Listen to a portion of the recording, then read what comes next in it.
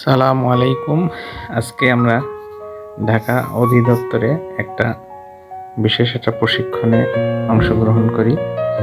প্রশিক্ষণ চলাকালে অধিদপ্তরের উদ্যোগ মহাপরিচালক স্যার অনেক কথা। এছাড়া আমরা ওই অধিদপ্তরেরই 10 তলায় যে হোস্টেল আছে ওখানে ছিলাম। হোস্টেলটা অত্যন্ত পরিপাটি, আমার কাছে মনে হয়েছে পরিষ্কার পরিচ্ছন্ন। একটা রুমের ভিতরে দেখেন 8টা বেডগুলো সাজানো, ভিতরে গ্রাম খেলার একটা জায়গা আছে। রুমের ভিতরে প্রত্যেকটা বড় বড় খাটে শোয়া বা ফ্যান, এখনো ঢাকায় শীত পড়েনি, এই জন্য ফ্যান চলতেছিল প্রত্যেকটা ইয়েতে।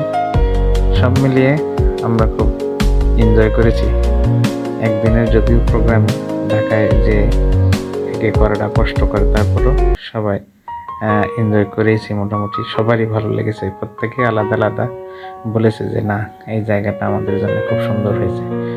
বাংলাদেশের বিভিন্ন জায়গার থেকে যদিও লোক আসছিল। এই যে আমার এক দাদা সিলেট থেকে এসছে, আমার সাথে খুব কুশলাদি, অত্যন্ত ভদ্রলোক, আমার সাথে অনেক গল্প। আরেক আপু এসছে বরিশালের। তারপরে এই দেখেন আমাদের খাবারটা ছিল অত্যন্ত ভিআইপি।